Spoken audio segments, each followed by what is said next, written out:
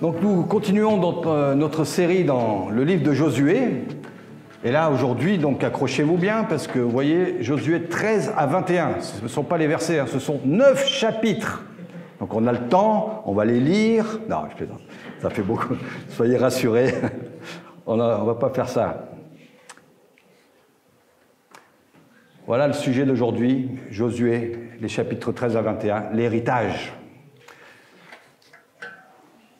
Josué était vieux, il était d'un âge avancé. L'Éternel lui dit alors, « Tu es devenu vieux, tu es d'un âge avancé, et le pays qu'il te reste à conquérir est très grand. » Voilà les mots par lesquels notre texte commence aujourd'hui. Il y a quelques semaines, nous regardions une émission de télé qui rassemblait des chanteurs découverts il y a une vingtaine d'années. En comparant les images d'il y a 20 ans et celles d'aujourd'hui, Anne me dit, pour l'un d'entre eux, il n'a pas changé. Alors moi, sur quoi je lui réponds en plaisantant, ben moi non plus. Eh bien, me dit-elle, eh bien, à peu près 27 ans de mariage, tu as changé, tu as vieilli. J'ai perdu l'occasion de me taire. Je suis conscient que l'âge moyen des membres et amis de cette assemblée est assez jeune. Toutefois, l'actualité sociale et politique vous conduit peut-être à réfléchir à votre retraite. Vous arrive-t-il de penser à votre vieillesse? Il m'arrive parfois d'essayer d'imaginer ce que ça peut être. Vous arrive-t-il de penser à ce que vous laisserez à votre descendance, à vos proches, ou même votre prochain? Quel héritage?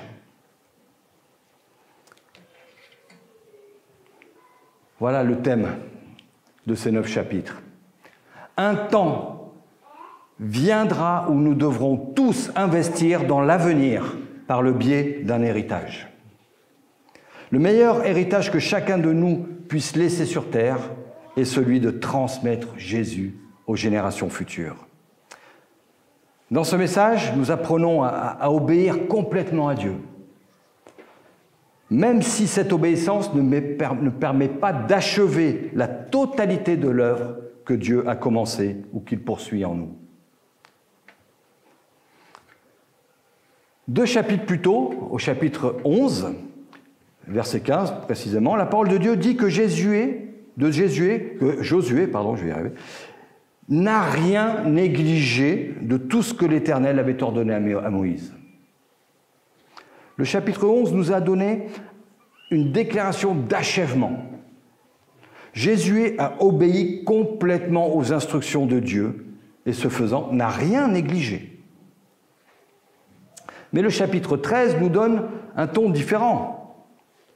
Le chapitre 13 nous dit que même si Josué n'a rien négligé de ce que l'Éternel avait ordonné, il reste encore beaucoup de terre à posséder, beaucoup de travail à accomplir.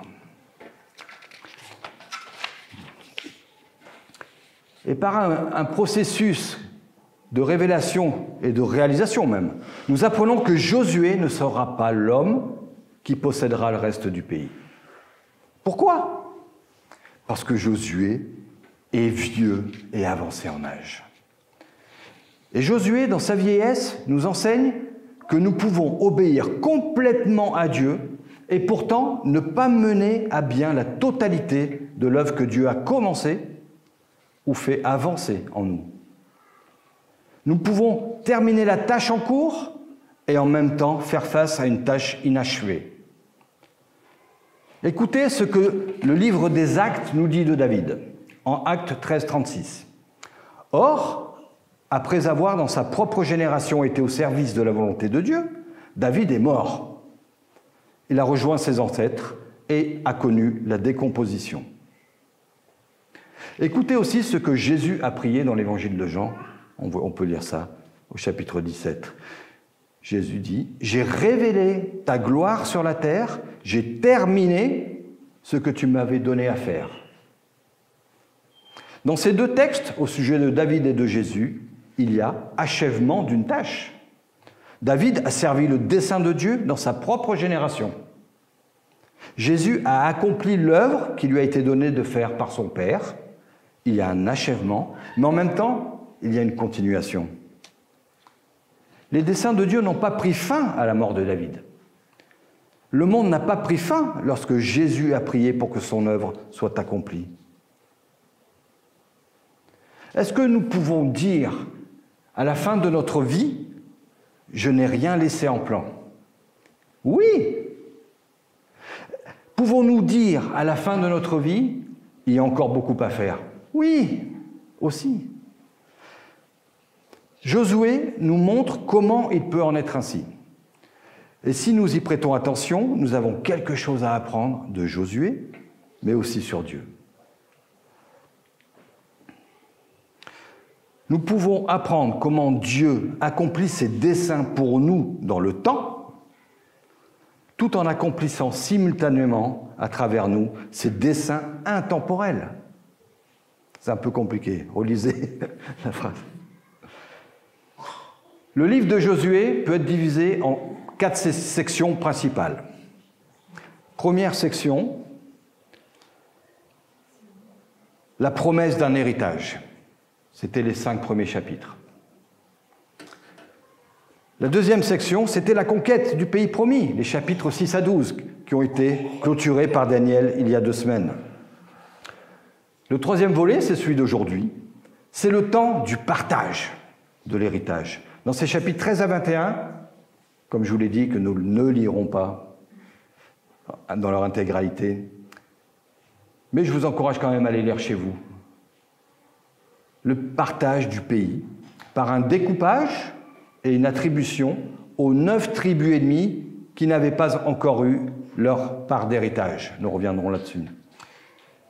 Il y a aussi, dans ces 9 chapitres, l'accomplissement de toutes les promesses de Dieu quant au pays promis et le repos et la paix qui en découlent.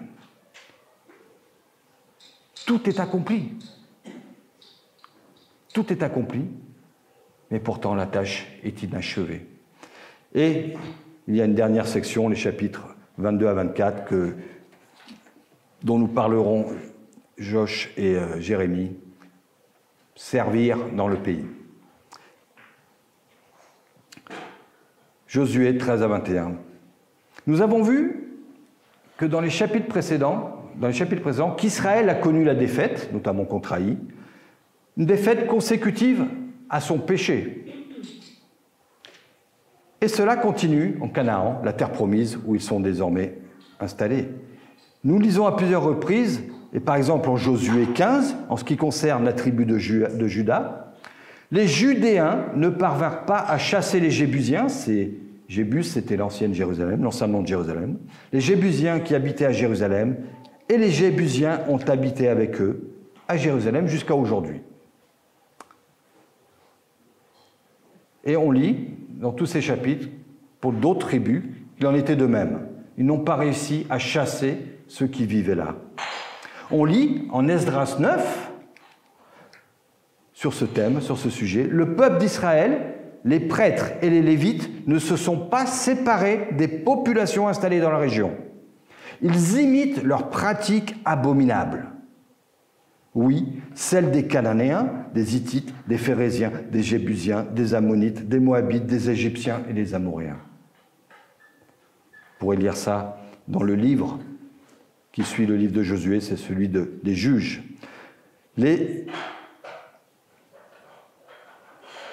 Désormais installé en Canaan, Israël, n'éliminant pas toutes les mauvaises influences de la terre promise, s'empêtrent alors dans le péché et sont vaincus et affligés par leurs ennemis. Ils appellent le Seigneur à l'aide. Et celui-ci envoie des juges pour les délivrer de leurs ennemis. Cependant, les Israélites ne tardent pas à retourner dans leur péché. Et le cycle se répète, se répète, se répète. Sommes-nous tellement différents ?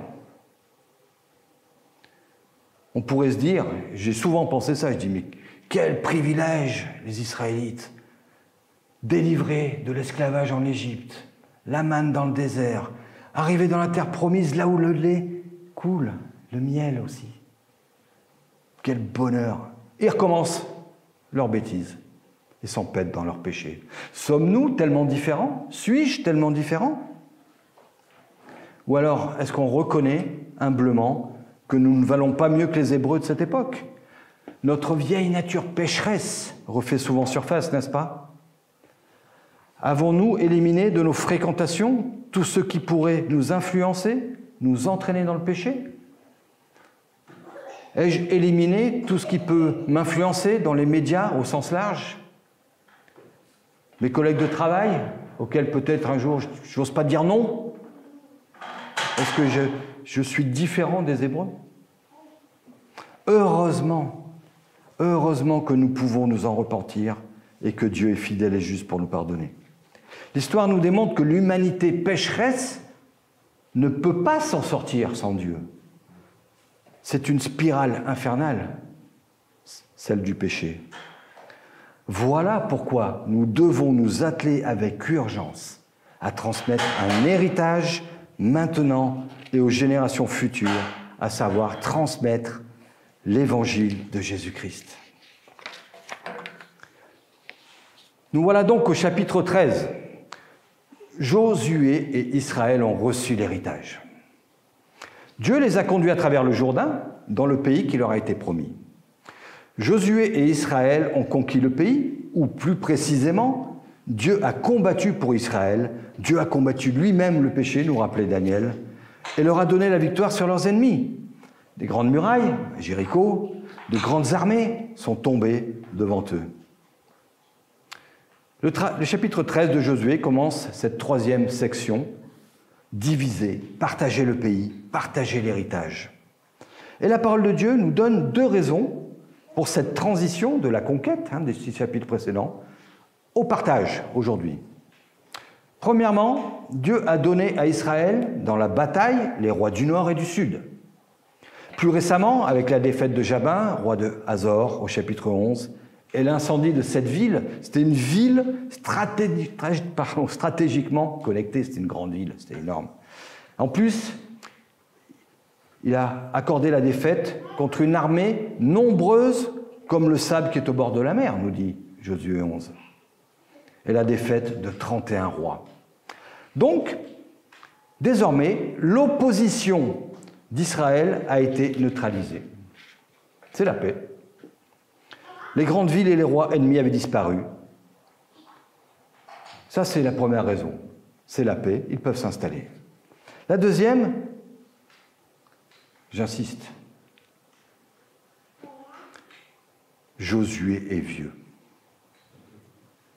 C'est plus qu'un commentaire ou qu'un simple constat. Les années passent, n'est-ce pas? Enfants, nous attendons les anniversaires avec impatience. Un peu plus tard, nous sommes un peu moins pressés, et peut-être qu'un jour, on les redoute. L'âge de Josué n'est pas passé inaperçu. Un moment que nous vivons tous lorsque nous nous regardons dans le miroir et que nous remarquons un cheveu gris ou blanc, ou la perte d'un cheveu ou quelques cheveux pour moi. Nous vieillissons tous. Nous vieillirons tous. Dieu insiste. Tu es devenu vieux. C'est répété. Tu es d'un âge avancé. Moi, à la place de Josué, j'aurais dit, bon, ça va, Dieu, j'ai compris. N'insiste pas. Ça pourrait même être un peu irritant. Pourtant, l'âge n'est pas du tout un problème pour Dieu, ni dans la Bible. Josué a déjà une vie bien remplie, une belle carrière. Il a été formé aux grandes études auprès de Moïse. Il est devenu le dirigeant à sa suite pour mener le grand peuple d'Israël. Un homme sage dont la notoriété a atteint les frontières d'un pays qu'il a fini par conquérir, dans des campagnes militaires victorieuses. Alors, je reviens à Josué 1, qu'il méditait la parole jour et nuit, alors qu'il prenait le temps de consulter l'Éternel. Cette expression « vieux et avancé en âge » est répétée, car c'est sur cette prise de conscience et cette révélation que le livre de Josué se tourne maintenant et passe à une nouvelle phase du plan de Dieu, pour son peuple dans le pays. Dieu a inspiré la Bible, c'est sa parole. Alors, sachons que Dieu ne gaspille pas ses mots.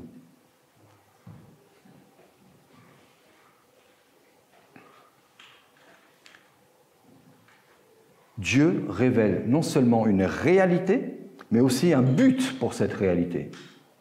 En cela, nous apprenons que Dieu a un but pour chaque réalité, et que Dieu a un but même pour l'âge avancé du vieux Josué. L'Éternel lui dit alors, « Tu es devenu vieux, tu es d'un âge avancé, et le pays qu'il te reste à conquérir est très grand. » Vous sentez la tension dans ce verset ? Il souligne la quantité de travail qu'il reste à faire et le peu de temps qu'il reste pour faire ce travail. Certains d'entre nous entendent cela et comprennent cette tension. Certains d'entre nous se disent peut-être « Pourquoi suis-je assis ici à écouter Sylvain alors que je pourrais travailler et faire ce que je dois faire? Je n'ai pas de temps pour ça. »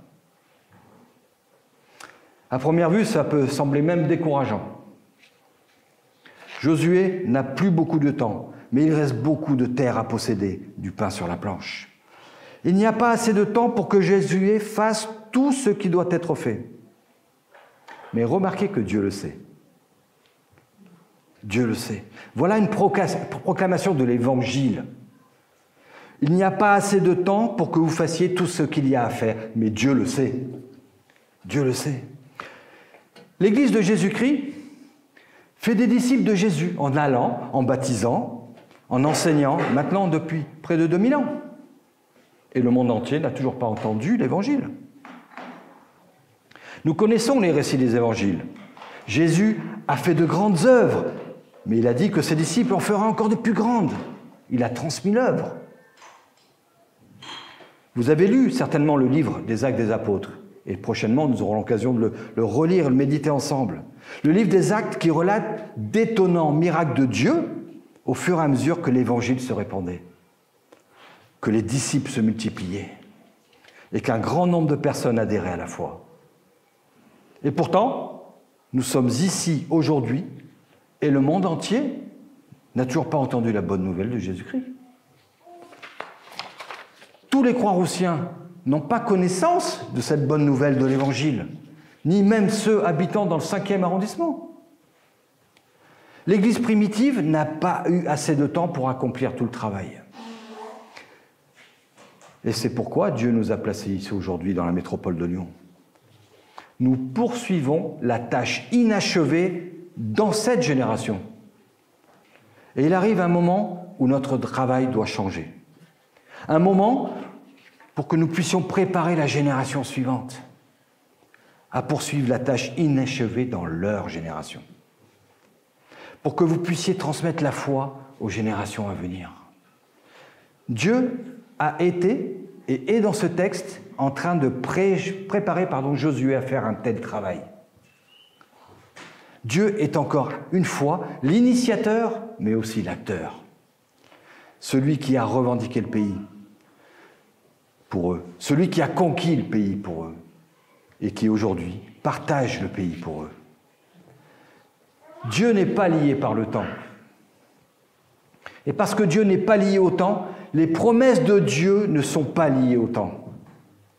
Les promesses de Dieu sont aussi bonnes que faites au moment où il les a prononcées. Et Dieu nous utilise pour accomplir ses promesses. Oui, il se plaît à nous utiliser pour accomplir ses promesses.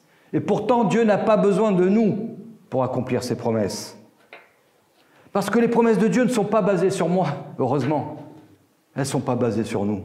Les promesses de Dieu sont basées sur Dieu lui-même et sur son amour sans fin, sa fidélité incessante. Alors Dieu, après avoir nommé, vous pourrez lire tous ces chapitres, il nomme toutes les terres qui restent encore à posséder, à conquérir. Alors après avoir fait cela, Dieu dit, en Josué 13 aussi, versets 6 et 7, « Je les chasserai devant les Israélites. Donne seulement ce pays en héritage à Israël en procédant à un tirage au sort, comme je te l'ai prescrit. Divise maintenant ce pays par portions entre les 9 tribus et la demi-tribu de Manassé. Remarquez que ce que Josué doit faire est basé d'abord sur ce que Dieu fera.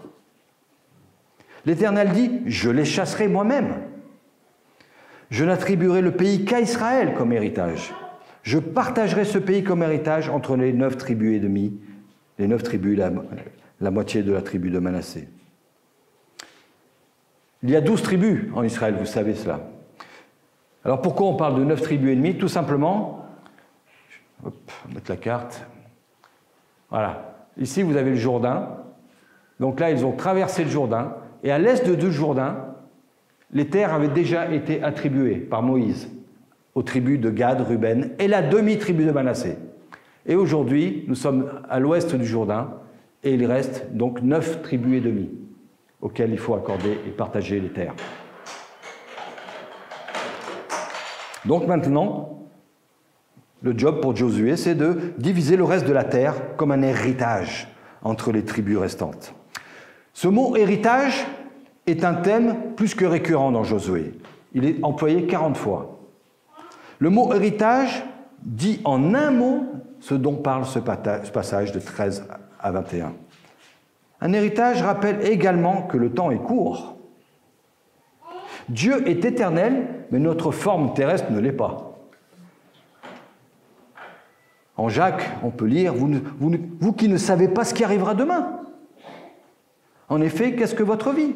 C'est une vapeur qui paraît pour un instant et qui disparaît ensuite. Nous avons tous été confrontés à cela, non? Dans nos proches, dans nos connaissances, une mort d'un proche, d'un ami. Clac, tout bascule.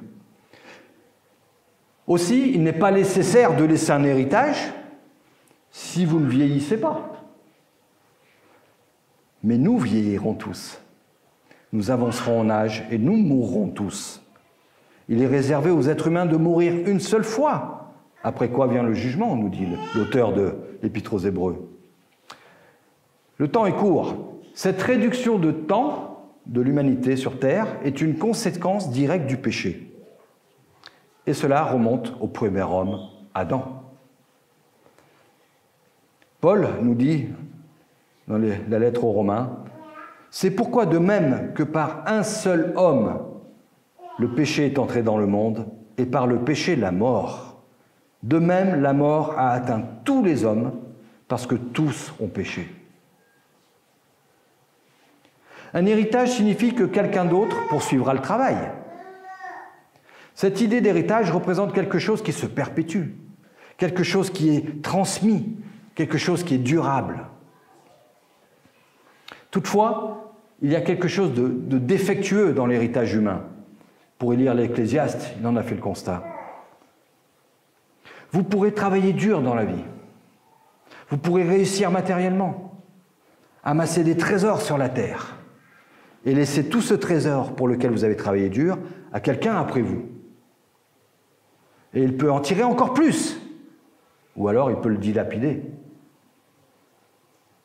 Il y a quelque chose de défectueux dans l'héritage humain. C'est pourquoi nous apprenons que le mot héritage est quelque chose qui appartient mieux à Dieu. Et dans Josué, le véritable héritage est quelque chose qui n'appartient qu'à Dieu. L'héritage des tribus est la terre que Dieu leur a promise.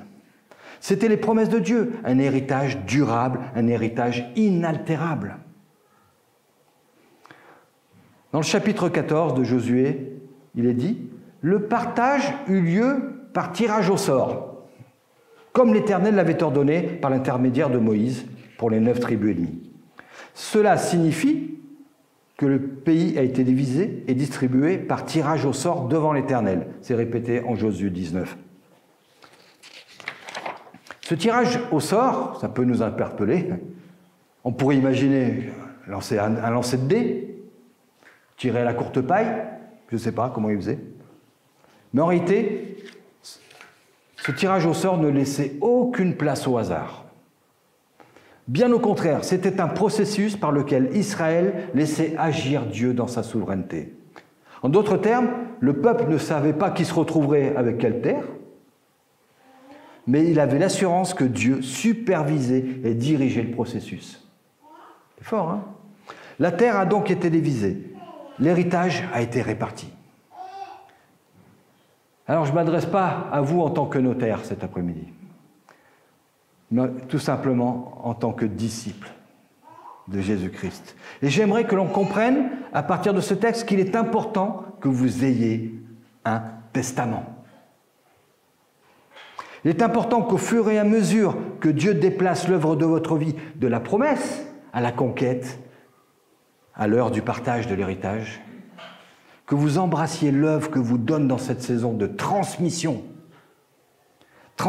et de partage, et que vous prépariez intentionnellement ce partage, à laisser un héritage qui investisse par votre richesse, votre caractère, compétences, convictions, vous avez déjà entendu ça à la Croix-Rousse, ou encore votre obéissance dans la foi de l'avenir. Ce travail de partage nous libère pour accomplir sans entrave l'œuvre finale de la vie qui est de servir Christ. Bien sûr, vous dites, moi j'ai pas une thune, j'ai pas de maison, j'ai pas de terrain foncier, j'ai rien. Parle pas d'argent, parle pas d'héritage matériel. Tous les héritages n'impliquent pas de l'argent ou des terres. En fait, dans tout le partage, dans le livre de Josué, dans ces 9 chapitres, il y a une tribu qui est mentionnée à plusieurs reprises et qui ne reçoit aucun héritage de ce type. C'est l'héritage de Lévi, mentionné pour la première fois en Josué 13-14. La tribu de Lévi fut la seule à laquelle Moïse ne donna pas d'héritage. Les sacrifices passés par le feu devant l'Éternel, le Dieu d'Israël, tel fut son héritage, comme il le lui avait été dit. Josué 13-14. Mentionné un peu plus loin, au verset 33 également. Moïse ne donna pas d'héritage à la tribu de Lévi. L'Éternel, le Dieu d'Israël, était lui-même un héritage, comme il le leur avait dit. Et encore plus loin, chapitre 18. Toutefois, il n'y aura pas de part pour les Lévites au milieu de vous, car leur héritage, c'est la fonction de prêtre de l'Éternel. La tribu de Lévi n'a reçu aucune part, aucun héritage dans le pays, car l'Éternel, le Dieu d'Israël, est leur héritage. La tribu de Lévi nous rappelle qu'il existe un héritage spécial, plus grand que toutes les richesses et les gains matériels. Il y a un héritage qui est Dieu lui-même. Il y a une récompense à vivre dans l'obéissance à Dieu. Il y a une récompense pour ceux qui vivent par la foi. C'est une récompense déposée dans un héritage qui sera pleinement réalisé dans le futur. Comme Israël, nous entrerons dans le repos éternel, en paix avec Dieu, dans un pays où coule le lait et le miel. C'est un héritage dont Pierre nous parle lorsqu'il proclame, je vous laisse lire avec moi, si vous voulez utiliser les Bibles qui sont sur vos sièges, c'est page 799, je vous laisse chercher. Page 799, première épître de Pierre, chapitre 1, et nous lirons les versets 3 à 9, page 799. 1 Pierre 1, versets 3 à 9. Béni soit Dieu le Père de notre Seigneur Jésus-Christ. Conformément à sa grande bonté, il nous a fait naître de nouveau à travers la résurrection de Jésus-Christ pour une espérance vivante, pour un héritage qui ne peut ni se détruire, ni se souiller, ni perdre son éclat. Il vous est réservé dans le ciel, à vous qui êtes gardés par la puissance de Dieu au moyen de la foi, pour le salut prêt à être révélé dans les derniers temps. C'est ce qui fait votre joie, même si maintenant, puisqu'il le faut, vous êtes pour un peu de temps attristés par diverses épreuves. Ainsi, la valeur éprouvée de votre foi, beaucoup plus précieuse que l'or qui est périssable et que l'on soumet pourtant à l'épreuve du feu, aura pour résultat la louange, la gloire et l'honneur lorsque Jésus-Christ apparaîtra. Vous l'aimez sans l'avoir vu, vous croyez en lui sans le voir encore, et vous vous réjouissez d'une joie indescriptible et glorieuse parce que vous obtenez le salut de votre âme pour prix de votre foi. Josué nous dirige vers Jésus. Jésus-Christ, qui est notre héritage. Et pour tous ceux qui confessent Jésus comme Seigneur et croient que Dieu l'a ressuscité des morts, nous avons l'Esprit de Dieu qui témoigne dans notre esprit que nous sommes enfants de Dieu. Or, si nous sommes enfants, nous sommes aussi héritiers, co-héritiers de Dieu et co-héritiers de Christ. Si toutefois, nous souffrons avec lui afin de prendre part aussi à sa gloire. Romains 8, versets 16 et 17. Oui, nous l'avons lu tout à l'heure, le premier homme, Adam, par son unique péché, a apporté la mort pour tous. Dieu est saint, 3 fois saint. Il ne supporte pas le péché. Il ne peut pas supporter le péché. Et le salaire du péché, c'est la mort, nous dit la Bible. Dieu, dans sa grâce, a combattu les peuples environnant la terre promise. Des peuples ancrés dans le péché, la débauche et toutes sortes d'horreurs. Tout cela pour qu'Israël accède en paix à la terre promise en Canaan.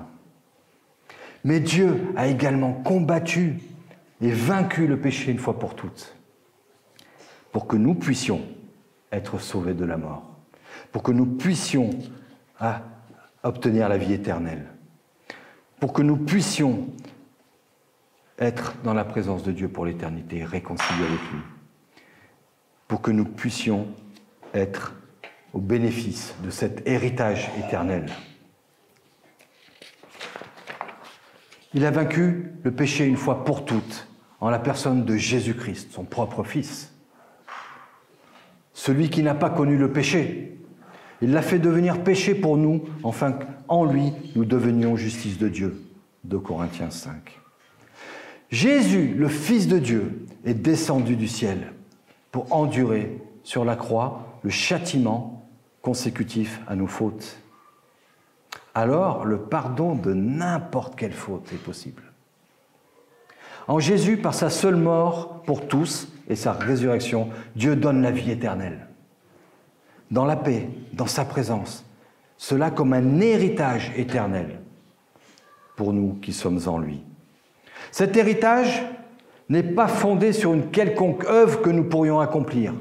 Il est fondé sur Jésus lui-même et sur les promesses éternelles de Dieu pour tous ceux qui sont en lui.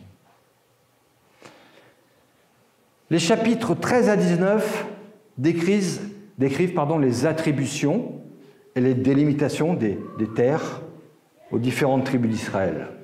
Le chapitre 20 nous dit comment Dieu, dans sa justice, a prévu des villes refuges pour notamment protéger les éventuels criminels en attente de leur procès et jugement. Et le chapitre 21, qui clôt notre section, nous montre comment Dieu a pris soin aussi des Lévites. Nous avons vu qu'ils n'avaient pas eu de terre. Néanmoins, ils ont reçu des villes données par les différentes tribus. Et ainsi, toutes les promesses antérieures de Dieu ont été réalisées.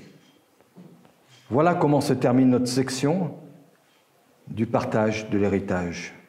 Vous pouvez chercher le chapitre 21 de Josué en page 166 et le lire avec moi. Les versets 43 à 45 chapitre 21 du livre de Josué. 43 à 45, page 166.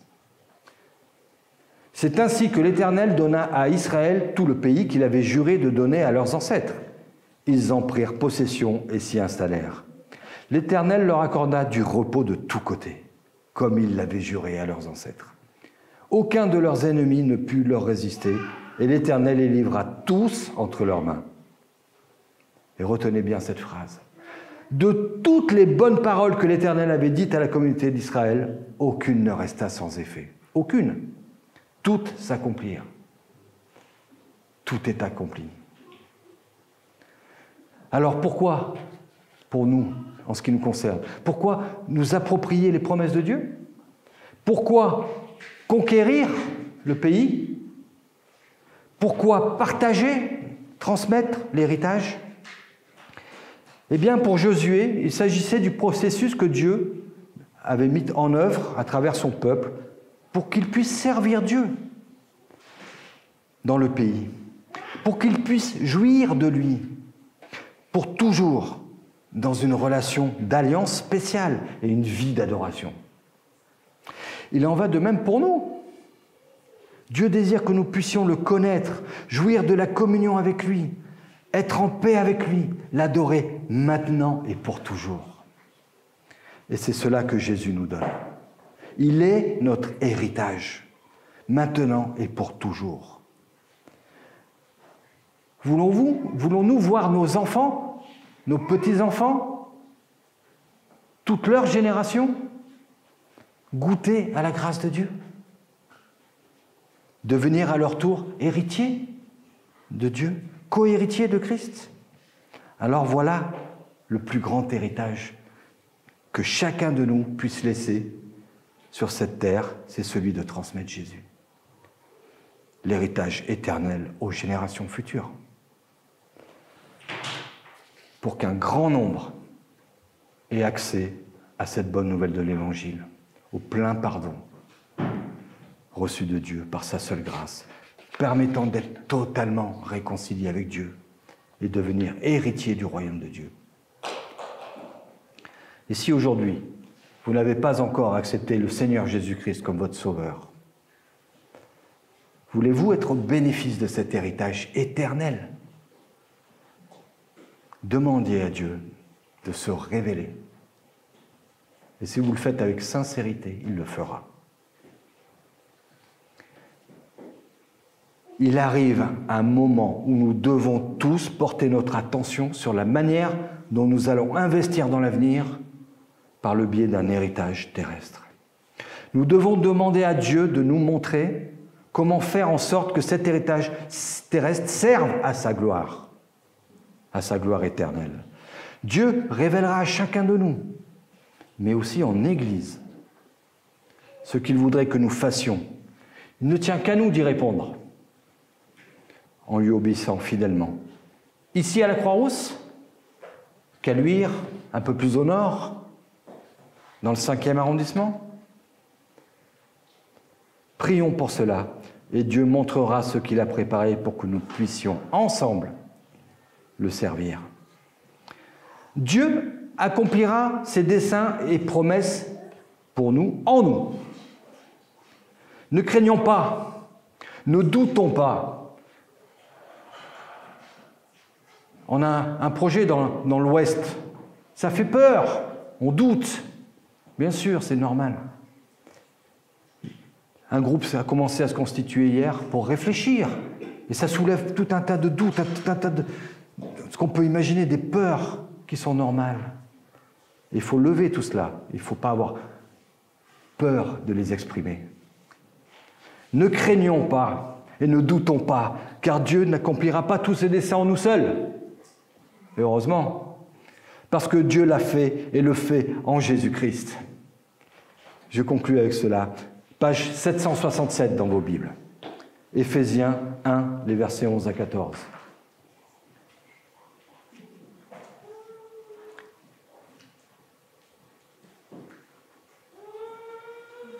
Page 767, Éphésiens 1, versets 11 à 14. En lui, en Jésus-Christ, nous avons été désignés comme héritiers, ayant été prédestinés suivant le plan de celui qui met tout en œuvre, conformément aux décisions de sa volonté, pour servir à célébrer sa gloire. Nous qui avons par avance espéré dans le Messie, en lui, vous aussi, après avoir entendu la parole de la vérité, l'évangile qui vous sauve, en lui vous avez cru et vous avez été marqués de l'empreinte du Saint-Esprit qui avait été promis. Il est le gage de notre héritage, en attendant la libération de ceux que Dieu s'est acquis pour célébrer sa gloire. Amen. Je termine avec ce verset tiré en Actes 20, verset 32. Et maintenant, frères et sœurs, je vous confie à Dieu et au message de sa grâce, lui qui a le pouvoir de vous édifier et d'édifier et de vous donner un héritage avec tous les saints. Amen. Prions.